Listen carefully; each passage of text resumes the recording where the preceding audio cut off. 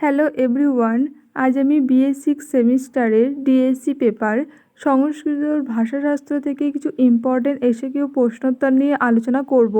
তো তোমরা ভিডিওটা সম্পূর্ণ দেখতে থাকো। 1 নম্বরে রয়েছে ভাষা কাকে বলে? উত্তর, মনের ভাব প্রকাশের জন্য বাকযন্ত্রের সাহায্যে উচ্চারিত অপরের বোধগম্য ধ্বনি বা ধ্বনি সমষ্টির নাম ভাষা। 2 নম্বর, ভাষা দুটি বৈশিষ্ট্য লেখো।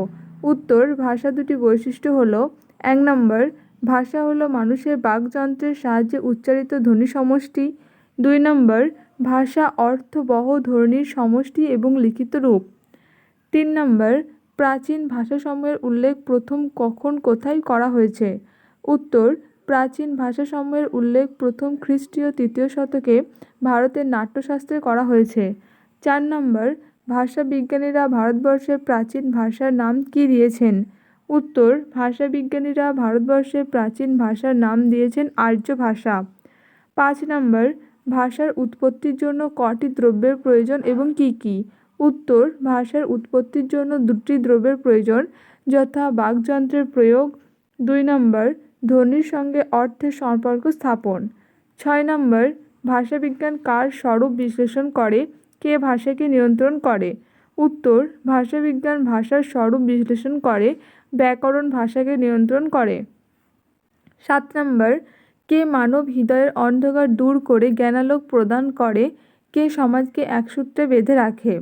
উত্তর, ভাষারূপ জ্যোতি মানব হৃদয়ের অন্ধকার দূর করে জ্ঞানালোক প্রদান করে, ভাষা সমাজকে একসূত্রে বেঁধে রাখে। 8 নম্বর, ভাষার মৃত্যু কীভাবে ঘটে? কীভাবে ভাষা জীবিত থাকে? উত্তর, ভাষার অব্যবহারের ফলেই ভাষার মৃত্যু ঘটে, ব্যবহারের দ্বারা ভাষা জীবিত থাকে। 9 নম্বর, পাশ্চাত্য ভাষা শাস্ত্রকারগণ কাকে ভাষার মহত্ত্বপূর্ণ একক রূপে স্বীকার করেন? উত্তর, পাশ্চাত্য ভাষা শাস্ত্রকারগণ বাক্যকে ভাষার মহত্ত্বপূর্ণ একক রূপে স্বীকার করেন। 10 নম্বর, ভাষাভেদের গৌণ আধারগুলো কী কী?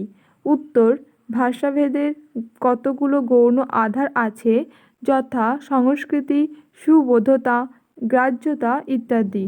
তো এই ছিল আজকের বিএ সিক্স সেমিস্টারের সংস্কৃত থেকে কিছু ইম্পর্টেন্ট এসএকিউ প্রশ্নোত্তর।